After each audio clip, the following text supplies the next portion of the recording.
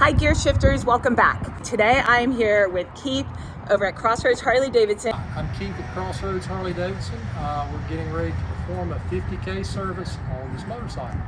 And wanted to bring you along.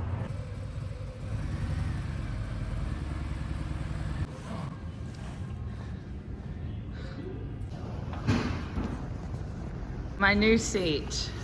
I'm excited to try that out. And these are the heated grips that I'm going to be installing. We've got everything that we're going to need to service the forks. That's the side cover. And my new seat. What does a 50,000 mile service involve? Well, it entails a little bit of everything. You're going to change engine oil, transmission oil, primary oil, clean or replace the air filter, check your tires, brakes, adjust the clutch, rebuild the forks, a little bit of everything. Already draining out the fluid from the primary and the oil and the transmission. Yeah.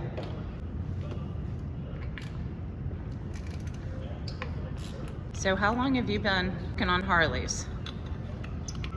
Well, I've been in this business for about 38 years. I've been working on Harleys for 35 of those actually as a technician.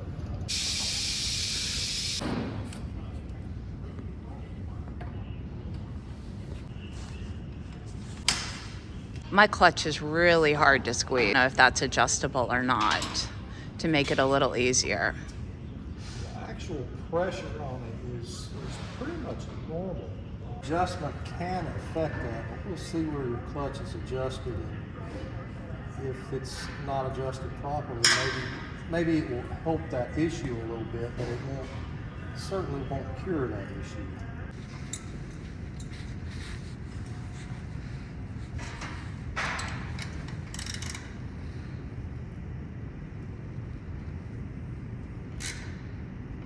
So we're removing the oil filter. This is one of the few things that I have learned how to do on my bike. Just change the oil. That's good.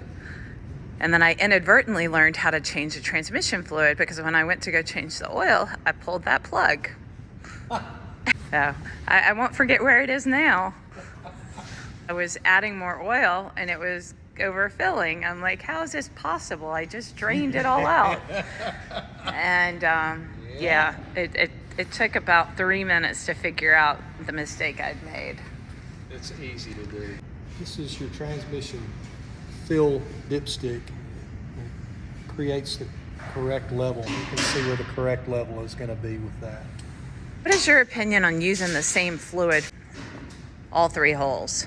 As long as it's the recommended fluid for the transmission and primary, it's okay, but you have to be very careful as far as looking to make sure that oil is rated correctly for what you're going to use it for. So in your own bike, do you use the same fluid in or do you use different fluids? I use different fluids in my bike. I use regular fluids. You have a situation with yours where running synthetic is very well worth your time and money because you put a lot of miles on it. The thing about synthetics or any of these oils is you have to remember if you take short trips, they will all get contaminated with water contamination, especially or condensation, especially when it's cool in the cooler months. So that means you have to change them just as often, regardless of how good the oil is. Mm-hmm. If you put a lot of miles on the bike, on the other hand, maybe it's worth your time and money to do a synthetic oil. And that's what we're doing today is a synthetic. I've only used conventional oil once. I was traveling and I was in Idaho. I wasn't getting any oil on my dipstick and it was kind of scary. And so I was out in the middle of nowhere and all that they had were those tractor supply places. Right. So I was able to find the right weight, but it was in a conventional oil. Right. So I got it and I added it and I prayed, please help me get to the Harley place tomorrow in Idaho Falls. Typically do use some oil. Any Harley is going to do that. You get 1,500 miles to a quart. I'm not going to say that's abnormal. It depends on your riding condition and what's going on. You're just replacing the hole where you drain the fluid out of the primary. That's correct, yeah.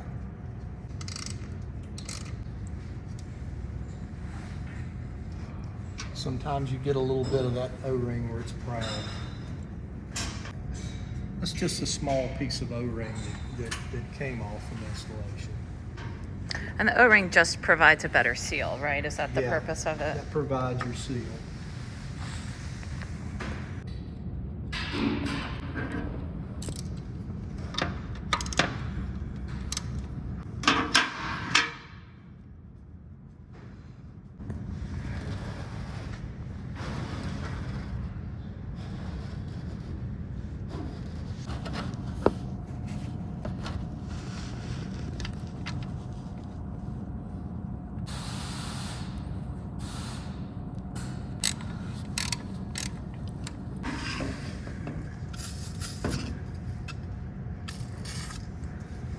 What is that? A little bit of brake cleans off excess oil. Nice. It's dirty under there. As long as it's not oily. Get any excess, it can tend to want to drip or make a mess under there. It's just to kind of prevent it from making a mess.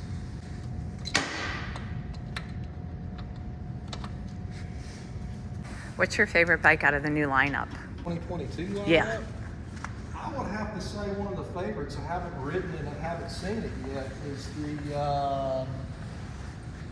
FXLR ST, the new sport touring bike. Lowrider ST. Yeah, we'll see how that goes.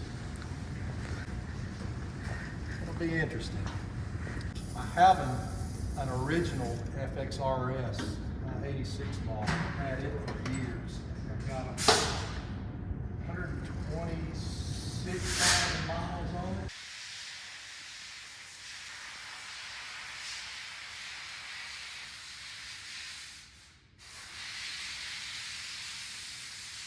So now we're just replacing the oil filter. We pour some of the oil in it. Yes, the reason I want to do that is to have a little bit of extra lubrication when this thing initially starts up so it doesn't run dry or run with a lack of oil.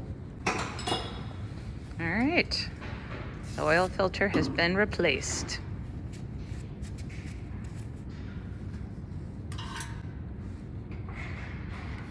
So that's a lot of miles you got on your bike. It's cumulative over a course of years. You're living in the right place for some good weekend trips for sure. Yeah. We can get up to the Smokies, you can head out to the coast, ride several different mountain ranges. Nice living in the foothills. Yeah, there's a lot of good riding around this area. So you're just lubricating it. Yeah, you want to have it where it's a little easier to swing out. Oh, that's nice. Thank you. I appreciate that. Well, try not to have too much stuff,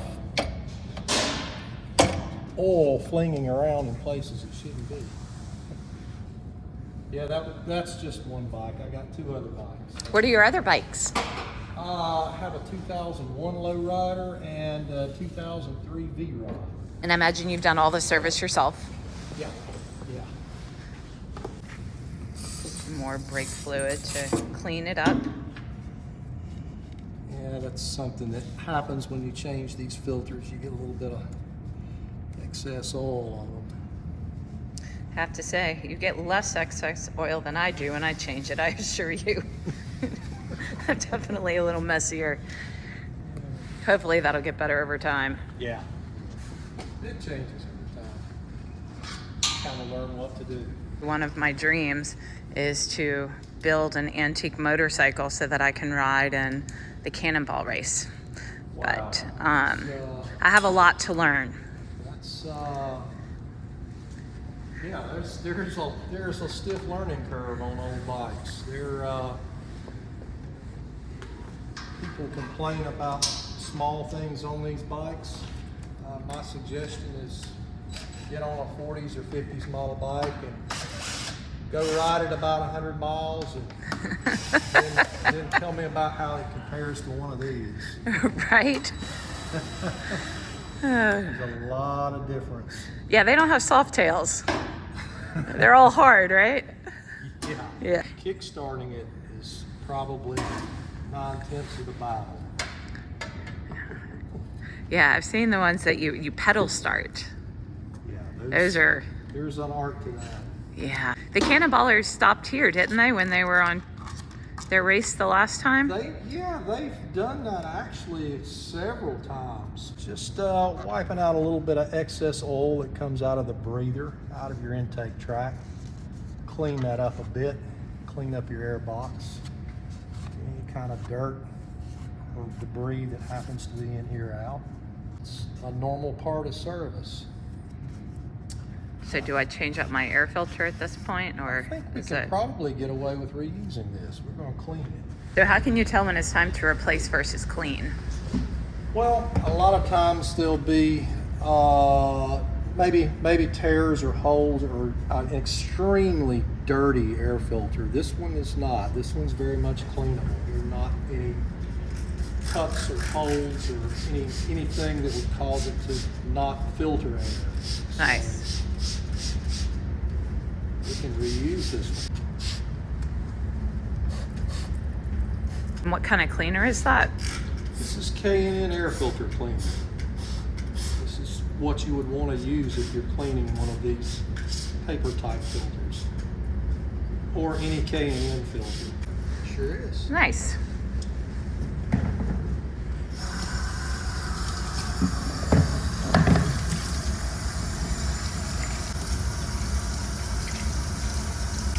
So I see a lot of people change out their air filters, and they have them that are exposed. Mm-hmm. Do those get dirtier typically? They will, yes. They also get water in them, and you sometimes need to get a rain sock to go with them so you don't get a lot of water in your engine running down the road. But the benefit is that you have more air coming in, so you can have more power. Is it worth it? Depends on what kind of riding you're going to do. A lot of it's looks too, but that's the main benefit is more power. If you're going to ride a lot and travel in a lot of different conditions, maybe it's not worth it to do that.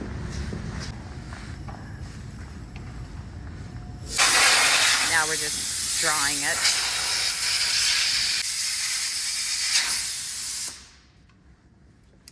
So now that it's dry, Now you have a clean filter. yeah, look at that. This is your air intake for the motor. It's your breather system from the motor. So the breather system for the engine is a crankcase breather, so it allows excess pressure that's created in the engine to vent into the atmosphere, which is into this air cleaner, and then be reburned via EPA back into the engine.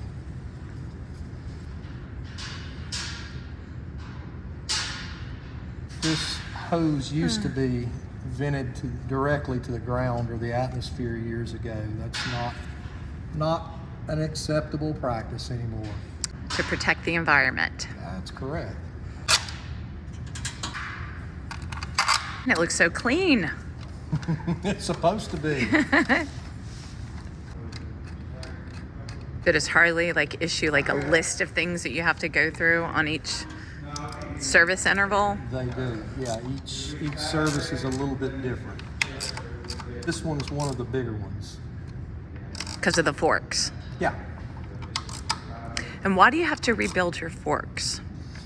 Well, they don't change the oil in them as they used to years ago every 20,000 miles, so there's no drain plug at the bottom of the forks. So in order to do that, you have to basically disassemble the forks in order to change that oil. So you're already in there, so it's probably best that you rebuild it at that point.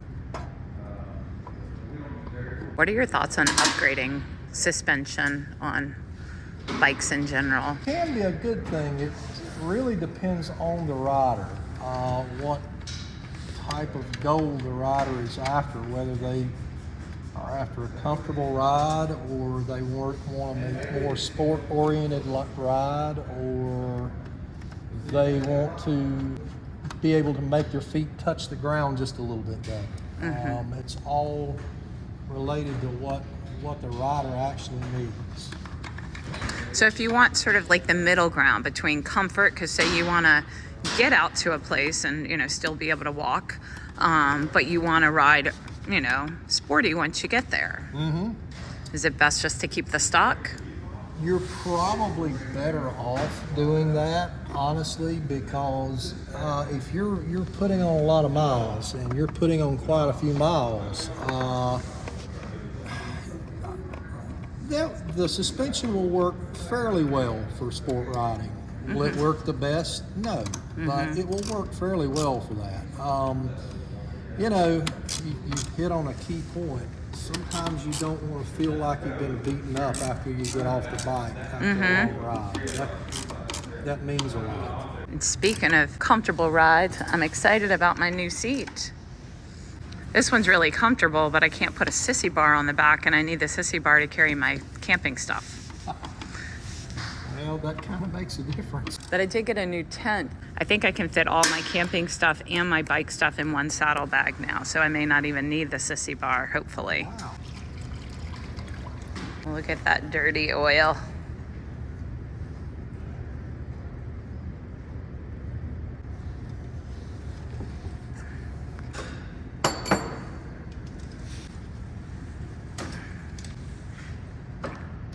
Let's see where the clutch adjustment is at.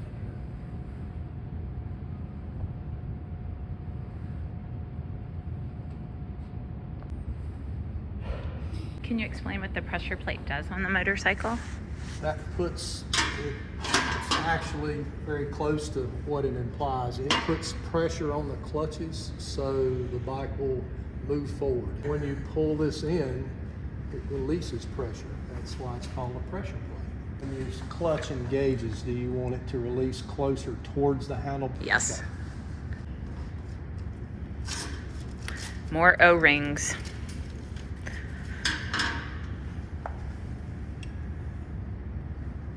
So it fits right into the groove, fits flush. And this is something that should be done every 10,000 miles anyway, right? Well, they have a different listing in the book for this. I think it is every 10,000 miles officially by Harley.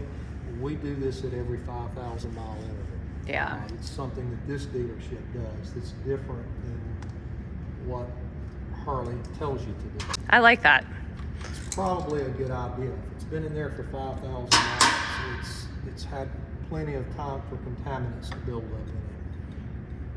I've got several friends who change all their fluids every 5,000 miles. Nothing wrong with doing that. And it doesn't take much longer. Not a lot. It just takes more fluid. Yeah. Yeah. I've noticed with the screws, you put them all on and then you go around and tighten them after. It's to get them all started first so you don't cross thread a screw. If you try to tighten one at a time, you may cross thread another trying to start it. Or it goes in, quote, cockeyed, and you have serious problems.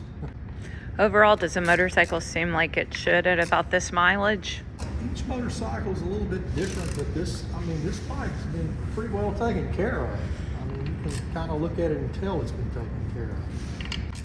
Well, I'm in love with her. So I moved her to the mountains so that she could have a better life. Got her out of the city. So what is the yellow, the plastic? What is that? This is your clutch cable adjuster. That adjusts the free play out of the cable. Okay. Try to keep it simple. That way it's not hard to understand.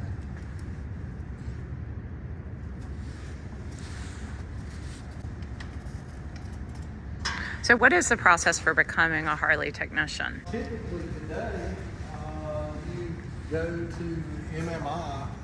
They have a class, a year-long class that you take and you learn to become a motorcycle mechanic.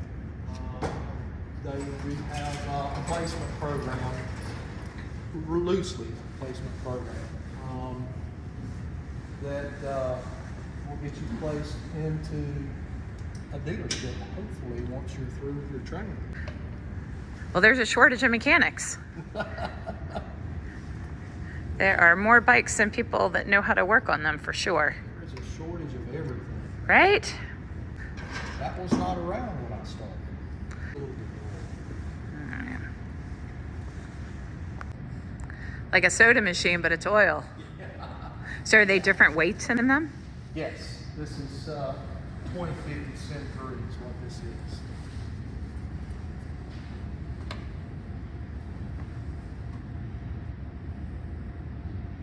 That reminds me, I need to pick up a quart of oil when I leave. Yeah, these things, if you're going to ride them pretty long distances and all kinds of different conditions, they really use a little bit of oil. It's pretty much an oil. Basically, any internal combustion engine, you would hand me that, please. Sorry. Will consume, just like it consumes gas, it will consume a small amount of oil based on usage, whether you're driving across the country and it's 95 to 100 degrees and well, probably 100 degrees plus in the desert. Yeah. Or it's really cold. They can use more or less oil given the conditions you're riding in. It burns a little bit of oil. Summer in Colorado, it was well over 100 degrees, and then within 24 hours, I was in an area where it was below freezing. So, Yeah, that's the way that works out there. yeah, it's.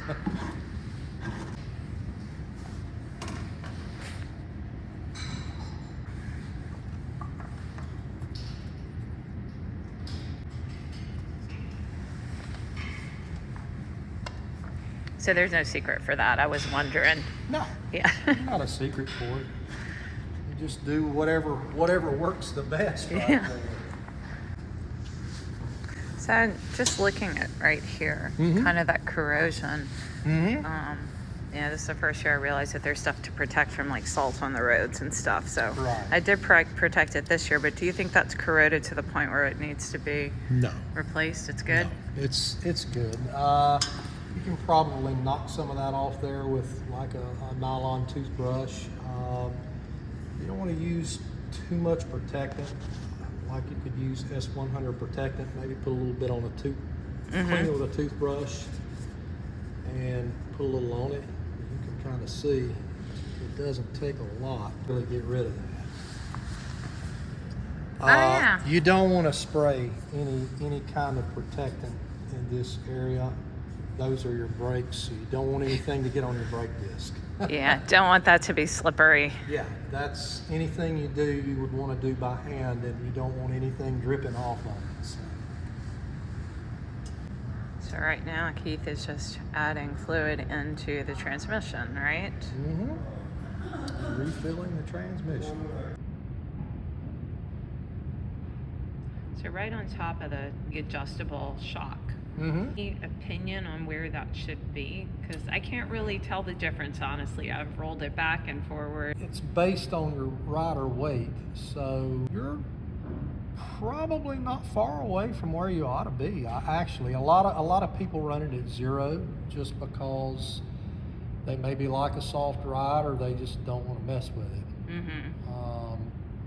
But there's nothing wrong with playing with that adjustment to find out what you're comfortable with. It'll either give you a softer ride or a stiffer ride, one of the two. You know, when I am fully loaded and traveling, I add, 1 or 2 pounds of pressure in my tire. Sure. I don't know if that's really a good thing to do or not. You can do that. You just don't want to go over the maximum rating for the tire, and it's usually printed on the sidewall to begin with. That was another quality of life improvement. I changed out the valve stems to the right angles when I had my tires changed the last time to make it easier. Yeah, I see that. Especially on the rear tire, because I had a permanent bruise from the back of my hand from checking it every day, because that disc, you literally had to jam your hand in. Yeah, it's kind of tough to get in there.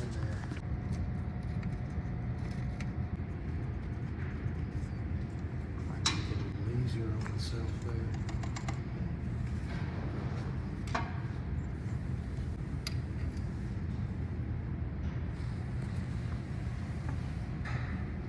Might need to add just a little tiny bit more to it.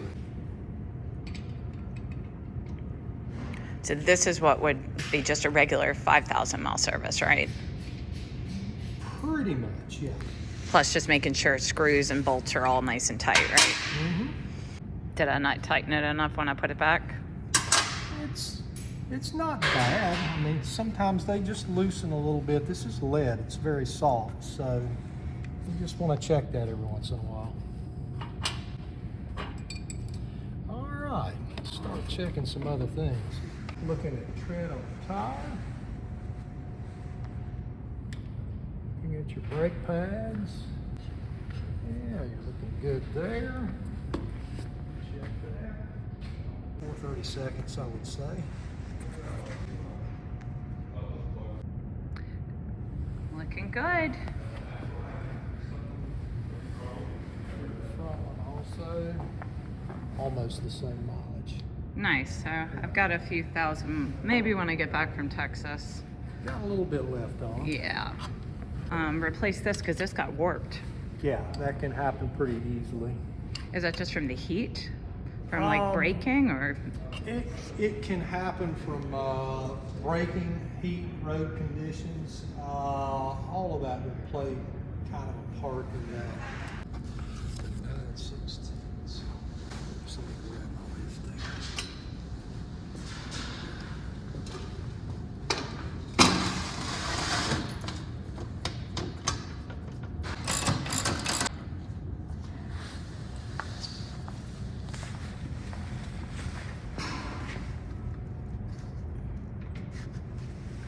Checking to see if you have anything that's loose.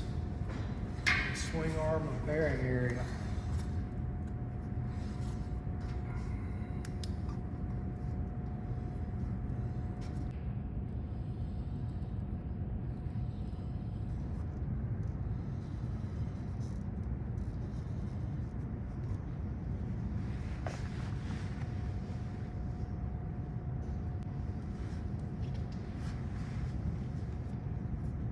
Do we need to take off the saddlebags or no? No, not right this minute.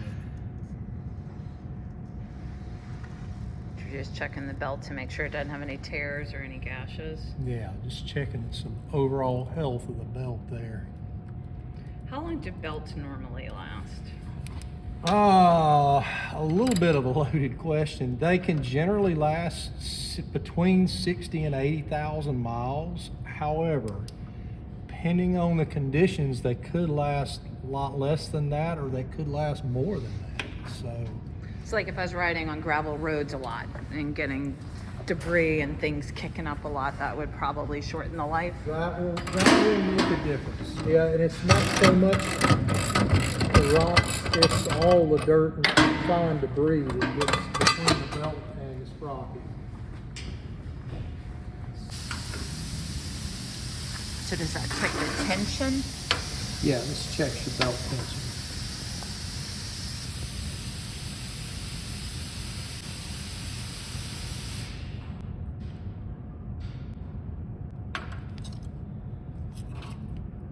Thanks for watching. I hope you learned as much as I did shadowing Keep today.